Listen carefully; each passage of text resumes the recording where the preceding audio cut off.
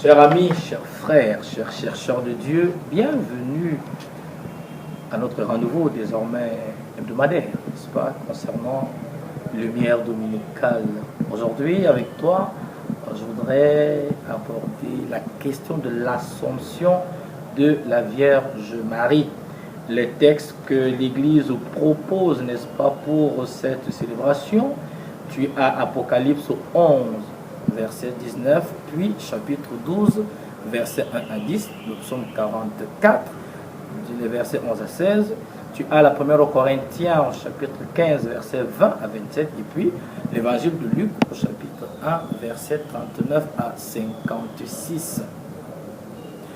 C'est une fête, une solennité, pour parler dans le jargon liturgique, une fois de plus encore. À travers la liturgie, nous célébrons les mystères de notre foi.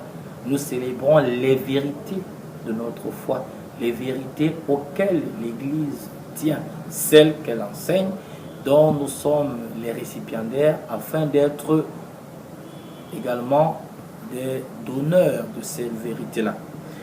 Il faut retenir que l'Assomption est une fête, une fois de plus encore, qui est christocentrique. Je m'explique. L'Assomption de la Vierge Marie a pour fondement la résurrection et l'ascension de Jésus-Christ. Voilà qui justifie pourquoi l'Église célèbre la fête de l'Ascension. Je vais raconter une brève histoire pour que tu comprennes mieux. Un jour, on posa la question à un confrère. L'Ascension, c'est quoi?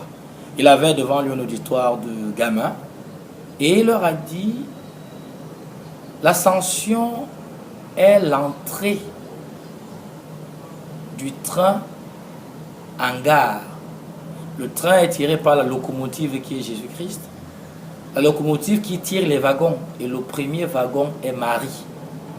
Entendu, là où est Jésus, là où est Marie, et là sont tous ceux et celles qui écoutent le message et qui mettent en pratique, n'est-ce pas, le message de Dieu.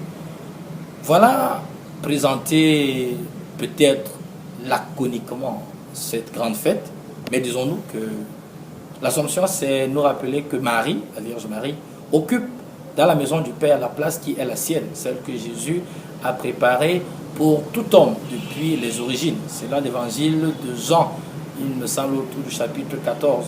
Jésus dit justement lors de ses adieux à ses disciples: je m'en vais vous préparer une place, je viendrai vous prendre avec moi pour que là où je suis, vous aussi, vous y soyez.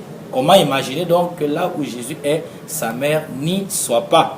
Je rappelle fondamentalement que c'est la résurrection de Jésus-Christ et son ascension qui justifie la fête de l'Assomption de la Vierge Marie, qui est, pour parler comme l'Église, la montée de Marie au ciel en son corps et en son âme. Cette fête nous rappelle, c'est pour ça que j'ai dit qu'elle était christocentrique, que Jésus est la source de la vie éternelle. C'est ce que la deuxième lecture nous dit de manière substantielle.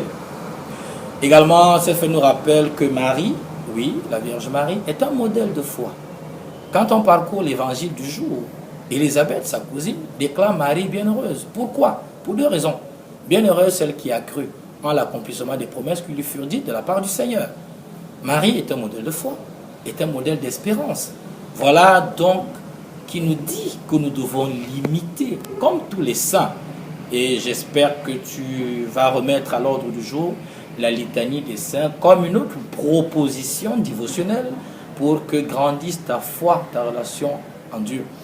J'aime dire, quand la Vierge s'en mêle, tout se démêle. Et c'est vrai, non ici pour signifier la puissance de l'intercession mariale. Durant cette fête de l'Assomption, mon ami, eh bien, il faut se rappeler que le texte évoque la visitation. Le texte évoque la maternité divine de Marie, autant de mystères de notre foi. Et si tu veux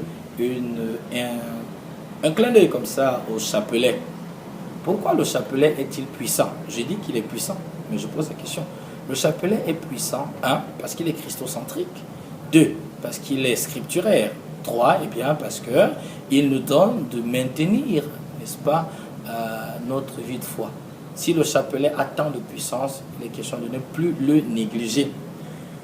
Voilà qui va nous conduire à cette très belle fête. On pourrait y passer des jours et des heures, mais bon, pour le cas de notre échange dominical, on va finir par se rappeler, c'est important, que célébrer l'Assomption, c'est nous rappeler que nous sommes des pèlerins sur terre, que notre vraie patrie est le ciel. Alors il faut donc tirer toutes les conclusions, toutes les implications de cette déclaration. Autrement, ce serait une fête qui n'a pas de signification pour nous. Si je suis pèlerin, si je suis de passage, eh bien, que j'use donc des biens de la terre en vue du ciel. Il est dit quelque part dans les Saintes Écritures qu'il faut être riche en vue de Dieu. Comment l'Assomption autant pour moi de la Vierge Marie, m'aide à renouveler ma profession de foi. Comment la fête de l'Assomption de Marie m'aide à renouveler ma propre foi, mon espérance et ma charité. Autant de perspectives que tu devrais prendre pour continuer de méditer. Mais dans cette même logique, on va prier que la Vierge Marie nous aide à ne pas louper le ciel. Le ciel est à portée de main. Il faut juste prendre les bons moyens. Et ces moyens, tu les connais.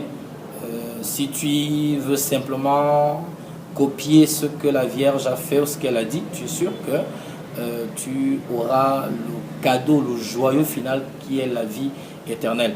Alors, je vais te souhaiter une bonne fête de l'Assomption, en espérant que ce qu'on vient de se dire, tu le mettras en pratique pour que l'année prochaine et les années antérieures, ou pardon, futures, autant pour moi, tu continues de nourrir et de renouveler ta foi.